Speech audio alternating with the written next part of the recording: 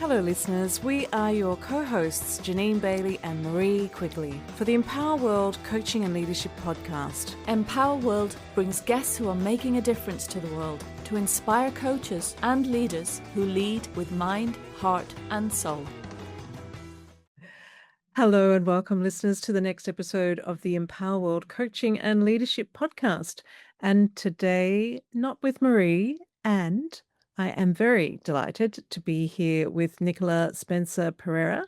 I hope I said that correctly. And you can change that for me, Nicola, if I've said that wrong. But I'm so delighted that you are here. You are part of one of Marie's and my cohorts back in Doha, Qatar, 2019, a coach training program. So it's been wonderful to see you in the room, but also to continue following your journey as you've moved out of Qatar back to the UK, set up a business, and I've really been enjoying the different things that I'm seeing you focusing in on, and the difference that you're making. So I was really keen to bring you onto our podcast to share with our audience what we can do as coaches in various different ways to support people to come back to who they are, reset, look after themselves, and bring out their authentic selves. So welcome, Nicola. I'm going to hand over to you to introduce yourself much more specifically, but thank you for being with us today. Well, thanks, Janine. Thanks for the introduction. And it's great to see you and talk to you again. And yes, I have very fond memories of our time in Qatar. I absolutely knew that I'd found my purpose really when I attended the life coach training. I enjoyed every second of the training and then my journey since. And I think that's where my passion comes from. I found it so rewarding and helpful for my own journey to go inwards and understand myself better, and why I'd made decisions in the past and reflect on the past. But now I'm really sharing that with as many people as possible, and set up my company called Reset Wellness. And having spent 27 years in the corporate field, I was in global communications, marketing, PR, and events. Pretty fast paced, quite demanding, quite high profile. I was often supporting the chairman, CEOs of companies. So, couldn't make mistakes. And it led me really to feel overwhelmed and burnt out. And so I'm now bringing my experience, so my coaching experience, my experience in the corporate world, and also in employee engagement to get together to support organizations and individuals to avoid burnout and to be well. And there are a lot of, it's not just me feeling and thinking this, there's lots of research in this space now that suggests that the challenge with corporate burnout is increasing. I think I've got some stats on the wall here, just in case I didn't remember them, but Deloitte did a study, and they estimated that around 51 billion pounds is the annual cost of poor employee mental health to UK employee, and presenteeism, which means you're at work but you're not performing at your best, accounts for around 24 billion in lost revenue for companies. So that's not a light figure. And add to that, the global figure is 12 billion for annual days lost to poor mental health, anxiety, depression, and those sort of feelings of unwell or disease. So it's a huge challenge, and I'd like to do my small part in the world to support organizations and individuals to be well. Mm-hmm. Yes, thank you for sharing those statistics, because I'm very aware that this is a challenge for many, if not all, organizations, that mental wellness and looking after people to ensure that they're in the best shape, for want of a better word, to be able to do their role effectively, if not passionately. Yeah.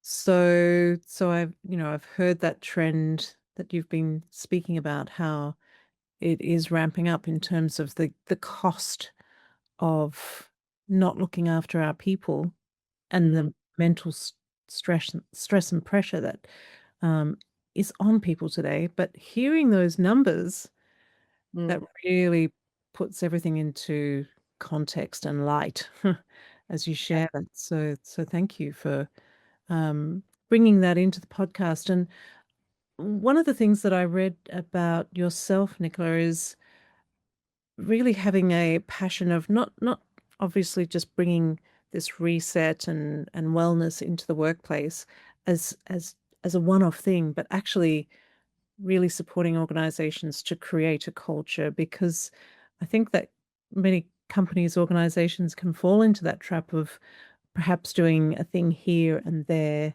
um, believing that they're contributing and supporting people, but it's more than just a one-off thing. It's Yeah. it's really creating a culture. Yeah, I mean, this has been my experience as well in the corporate world. And I love the term, it's not just free fruits and yoga. Um, I mean, I thought I came up with that, but I'm sure someone else did. But, you know, free fruit and yoga is fantastic, but it's just like putting a plaster over the challenges. The last organization I worked in was running at such a fast pace, from the leadership down to the employees.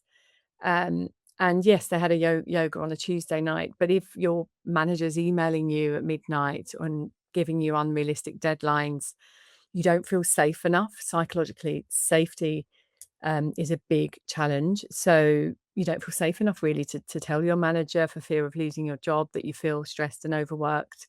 So you just quietly continue. Um, and yeah, this has been my own experience, and I did work in that way for a long time. And I think it really does need to change from the top. So it's not. It's great to offer those things, and a lot of companies are introducing apps now. But if they're still running at that high speed, still, and employees are still expected to over deliver, then it's not going to work. So I'm really looking at organizations from the inside. Why, I'm working with an organization at the moment, and they did an anonymous survey recently, and they were really surprised with the results and how unhappy staff were feeling. And so we will start with those results. Okay, so how are they feeling, and why are they feeling like this, and what can we do about it? And it's not a quick fix; it's a long-term strategy, a well-being strategy, and usually run by HR, but in alignment with the leadership, um, and really supporting managers and leaders to change their behavior. And this is where I find a link with coaching and the skills that I obviously learned through coach training in terms of being vulnerable, understanding boundaries, understanding um, how you role model your behavior and how that can impact others. So if a leader is dysregulated, shouting at people, or just not behaving in a real connecting human way, it can affect a whole team. I've experienced it, and no matter how hard you try to regulate yourself, look after your own well-being, jog at lunchtime, if you're then going straight back into that environment, then you're not going to feel great. Mm, mm. Yeah. So, and I'm appreciating that you have ways of supporting organizations to create that culture, to begin creating that awareness within the organization in terms of what are the challenges, what are the things that people are experiencing that is creating that stress, and what's the impact, what's the cost of all of that. So I'm hearing that's potentially, you know, things that you're very aware of and work with, and I'm curious about that. And I'm also curious about, so how do we really support those organizations that perhaps don't even have that awareness, that perhaps are so busy at that fast pace that you're talking about, um, that they just don't see what's going on in the organization. I'm curious as to how you help organizations perhaps recognize, that there's a challenge here. Yeah, that's a that's the golden question, really. That I am offering, just for me, in terms of trying to get into organizations, for them to see the statistics, to have some awareness, have that aha moment potentially. I'm offering a lunch and learn with leaders, one-to-one conversations with leaders, but they have to be willing to Mm, change and want to change. I know a lot of leaders are under immense pressure to meet targets, delivery targets, financial targets, and then before you know it, another 6 months has gone by. But I think, the focus in this space is growing, awareness is growing. I think as the younger generation come through, they're much more aware of wellbeing practices, their own health and wellbeing, coaching, obviously, and therapy is becoming more mainstream.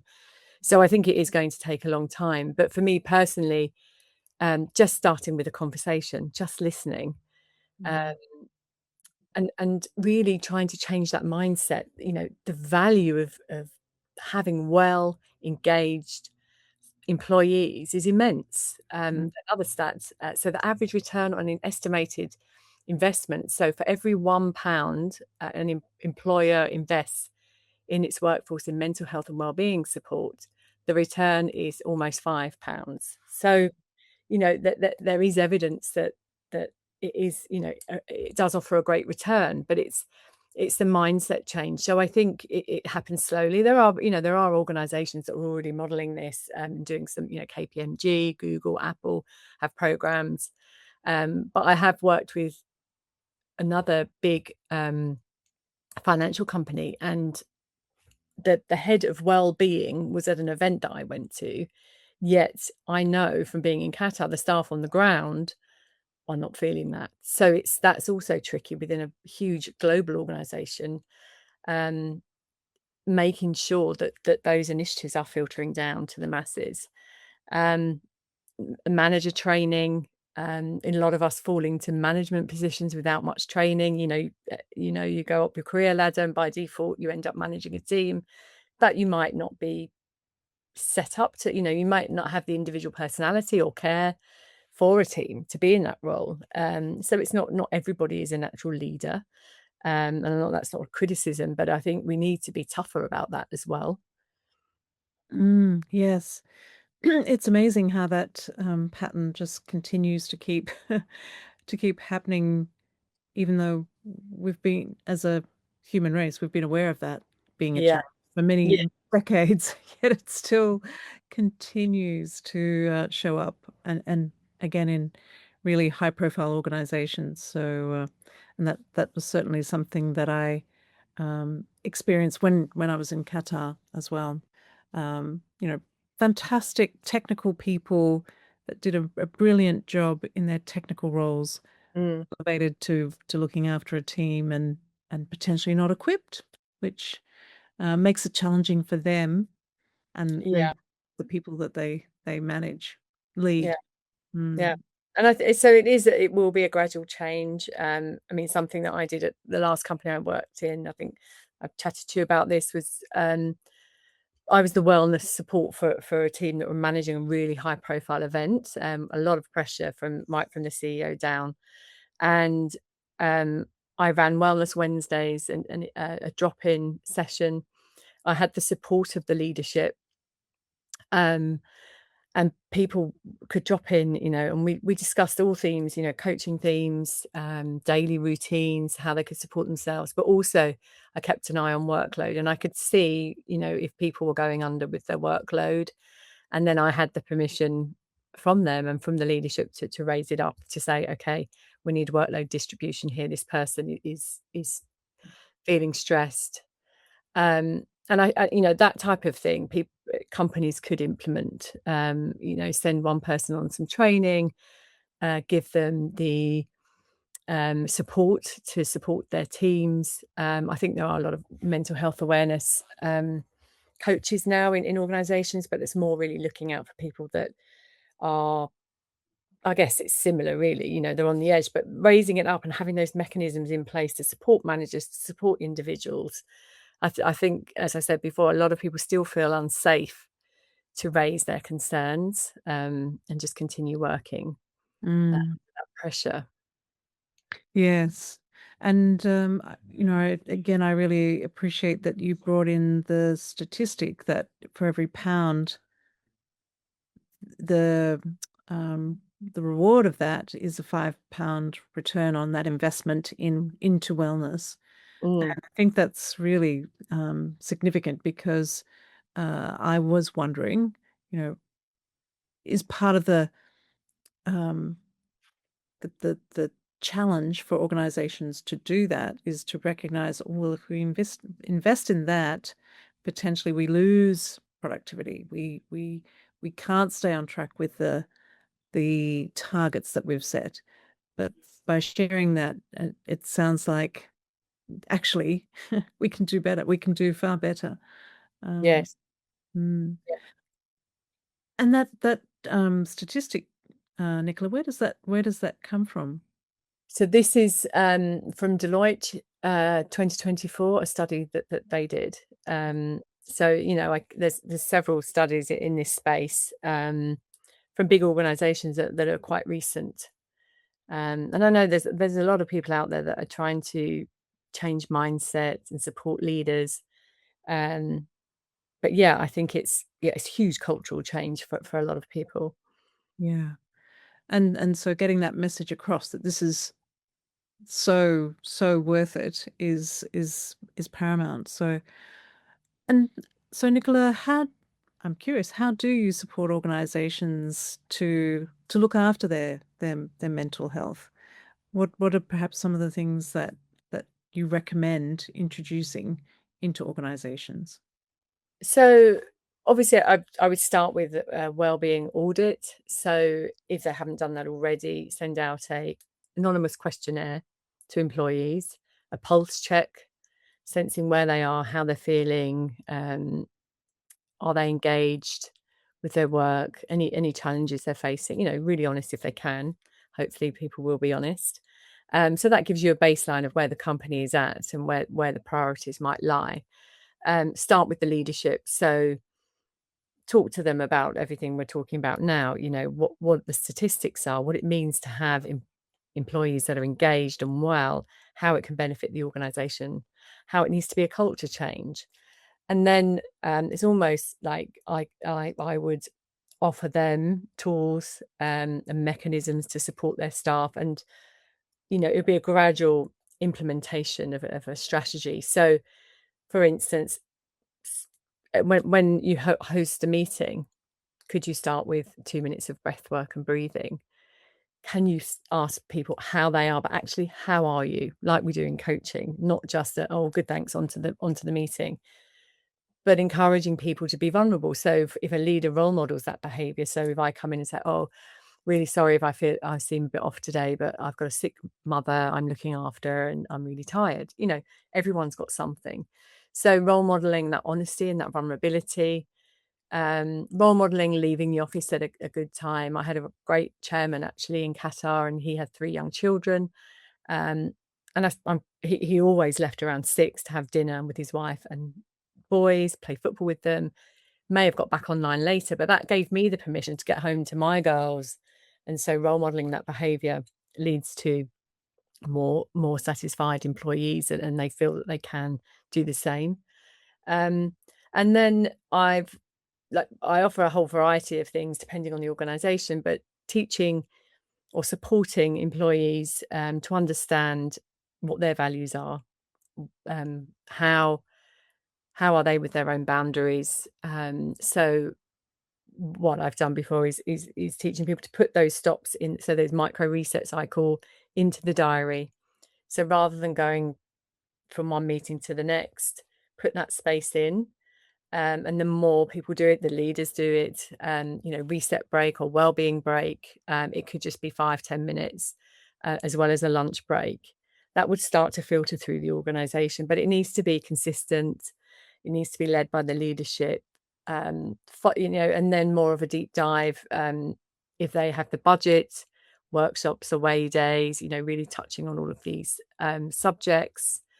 I shared books and podcasts to people, and you know, how long's a piece of string? There's so much that we can do, but it depends on the support of the organization. I think, things like breath work and sound healing, which I am obviously trained in as well, which help to regulate the nervous system, really bring us out of that fight or flight response mode into the rest and digest. Um, and because it's a space that I'm in, I feel like everyone knows how to do it and it's experienced, but there's a lot of people that aren't. So giving them taster sessions, just try this. And if we just have a few of the leaders pick that up and take that through the organization, you can come to a sound bath once a week, or let's do breath work before each meeting. I do think it will be mainstream 10 years time. I'm hoping it will. I'm positive. My cup's half full that we will see a change, but it will be slow. And I think it's just that mindset of really supporting leaders to make that change and giving them the confidence to lead in that way. Yes, absolutely. And certainly since Marie and I began Empower World 2012, and we were coaches in our own businesses before that, we can certainly see a significant change. But yes, there's still a long way to go as well to make it mainstream. But I remember us bringing in some breath work into an organization, and actually with a team, and most of the people, if not, I would say yes, most of the people really appreciated that opportunity to slow down, and you could see the responses, you could hear the responses, yet there were one or two um, who thought this was all ooby dooby. Yeah, And but there's so much science and research that backs this up.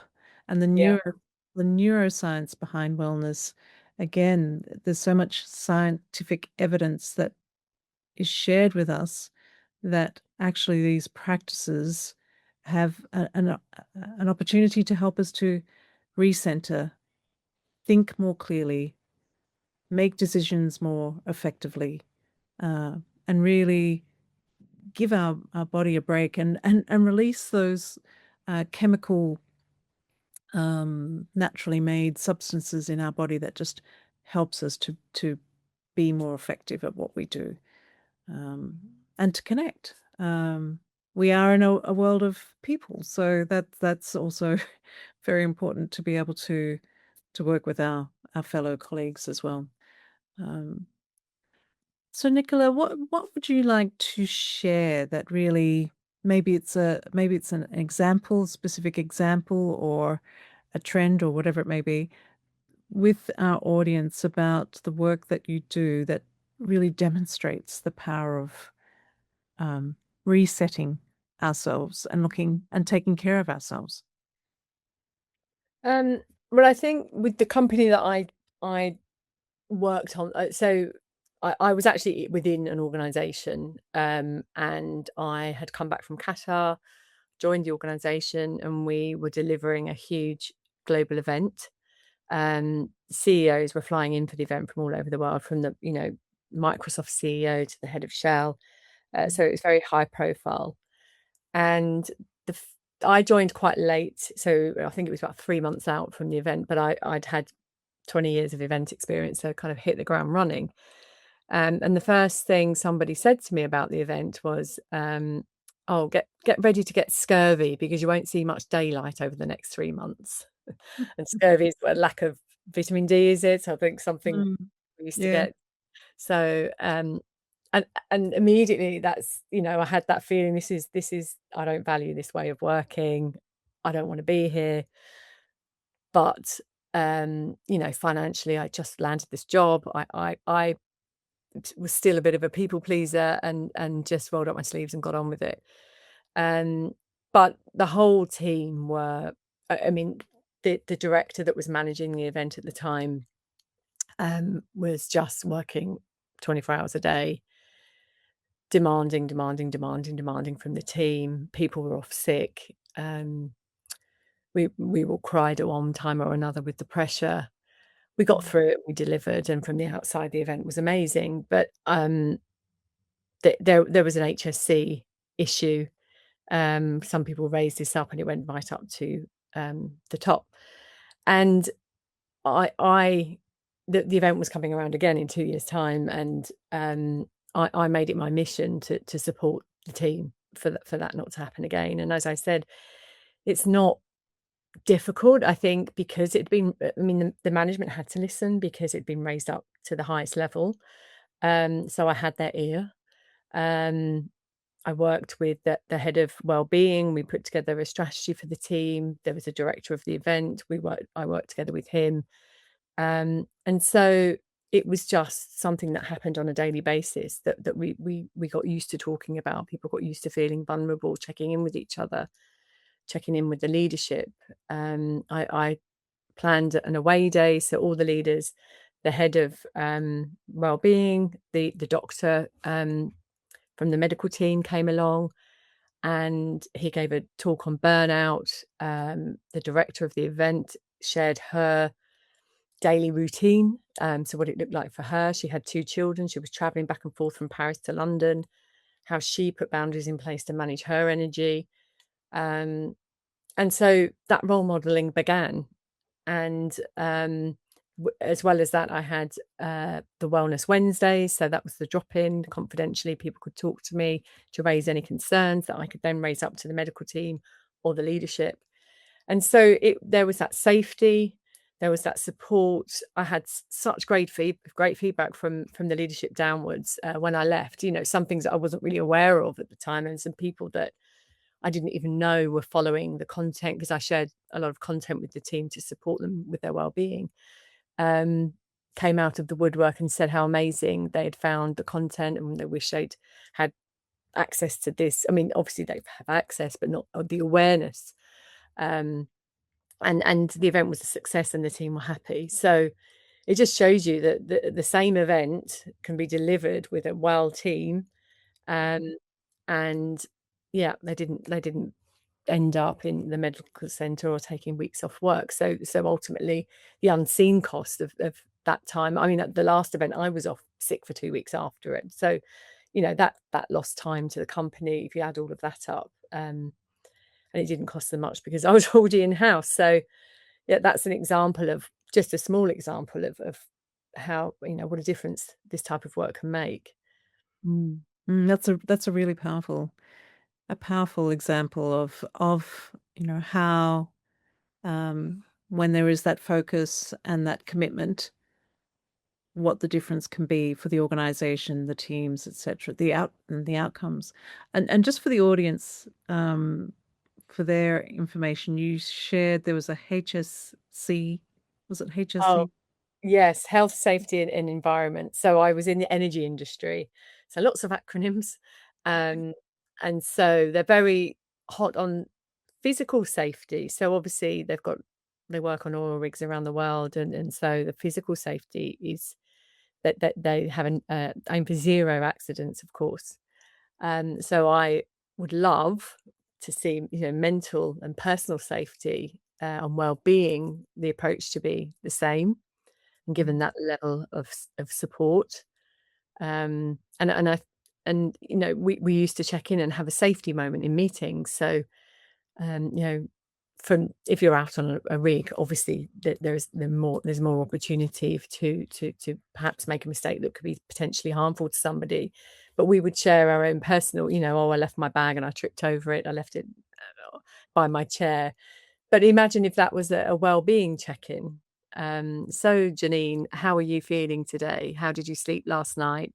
Oh, I didn't, you know, and you tell me why perhaps you didn't sleep that well, or why you're feeling overwhelmed. And okay, so how can you support yourself tomorrow to have a better day and support your well-being? And just really reminding ourselves. I mean, I'm not perfect. I still have days where I don't take enough breaks, or, you know, work too long on the computer, don't sleep well, take on too much. But it's that I now know, I can feel it in my body. Okay, I need to go for a walk. I need to do some breathing. I need to go to bed early, you know, just checking in with myself. So as well as the leadership, employees can check in with each other as well. Mm, Once that mm, culture is in place. yeah, which is a great tip to share with those that are listening and curious about this, and perhaps haven't instigated that kind of thing before. So, and so, Nicola, for our audience, which is a combination of coaches, leaders, and potentially people interested in coaching who are not coaches yet, if they're getting curious about this in their organization, what might be the telltale signs that could let them know that actually we need to change and shift something here? Because of course, a lot of people do just go to work unconsciously. Uh, Mm. it's a generalization, but very unconscious. It's just it's part of the routine.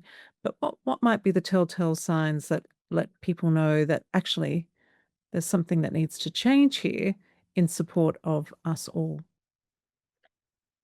Well, I think first of all, develop that listening skill. So if they're a coach already, great, because they'll have that hopefully.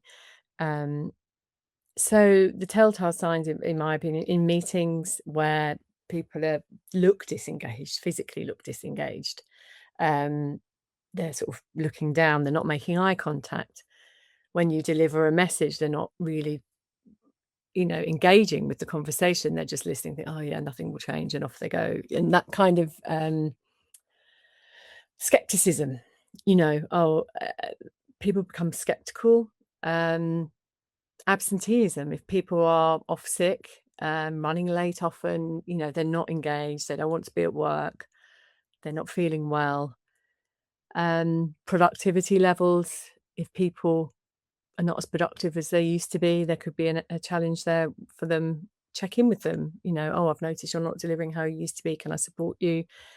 Um, yeah, I mean, they're the key signs in my opinion. Obviously, it could escalate right up to something quite severe, and I think all leaders should be trained in looking out for these signs, and get the support of mental health coordinators if it's something that needs to, obviously, they need to seek medical support as well. Mm. Yes, and I guess making errors, disengagement, Yes, um, yes. Yeah, financial results. Uh, yeah, yeah. yeah, and often when I was guilty of this as well, you had so much work, so many meetings, and you're in a meeting and you're double multitasking all the time. So you see people joining Zoom calls and they're you know, Mm. um, and you can and we all know now that you don't do any job well if you're doing 2 things at once all the time, or you don't do it at your best. And what it does to our brain, or we're already overloaded by receiving messages and content from all angles, and then we're joining Zoom calls or meetings, and we're double tasking. So that level of overwhelmed, and it's not a badge of honor to be stressed and to Mm. be busy. It's still a badge of honor for a lot of people, and then they go on their holiday and just lay on a beach and do nothing, or become sick on holiday because their nervous system finally relaxes. So yeah, there are a lot of signs out there, but you have to be, you have to have your eyes wide open and be listening, and sort of slow down yourself, I think, as a leader or manager to notice. Mm. Yes, yes, absolutely. And I'm also very aware of um well, for example, I got a message from a friend of mine and asked how my week has been, and I've responded again, another busy week. So I'm very aware that that's often my response. But something that I do is take many breaks. So I don't sit permanently at the computer. I'll walk outside into the garden and do something mindful in the garden. So I know my habits aren't uh, perfect at all, but it is just recognizing that we can do the little things that can help us to reset, take a breath. Yeah, yeah, the small things, and also in the morning. I'm a morning person, and I find, you think, "Oh, I just do this and get through this and complete that task," and it's easy to get sucked into that. But if you have a routine where you start your day well, so you're getting out in daylight, doing some meditation, some exercise, whatever you like doing, at least you're setting yourself up well. We all know there's lots of stats around, looking at your phone first thing, and how it sort of rises your cortisol levels a bit too quickly. And so you're starting the day in that sort of stressed, overwhelmed state, particularly if you're really busy, and all these emails and demands are coming in. Don't do that. Mm. Just allow your time. I when my girls were young, I used to get up extra, and especially in Qatar where everything started so early. I used to get up extra early just to have that window of time, because I knew once the day started, it would be difficult for me to get that time in. So there's Mm. lots that we can do ourselves as well. Yes. And really setting at the beginning of the day a clear intention, Yes. what we want our day to be. I think that for me is very helpful. Yeah, yeah. So, Nicola, as we start to wrap up our conversation, and thank you so much for sharing your wisdom, I'm checking in just to see if there's anything else that you would like to share with our audience, based on what you've been sharing with us, that is potentially important to know or take away. Um, I think it's just really, if you are a leader in an organization and you are concerned about employees, then start to listen, take note, really listen to how they're feeling. If you want a conversation with me, I'm happy to have a conversation to discuss how I might support you. Um, and also take charge of your own well-being. As you say, set an intention for the next day, the next month. How do you want to feel? How are you really feeling?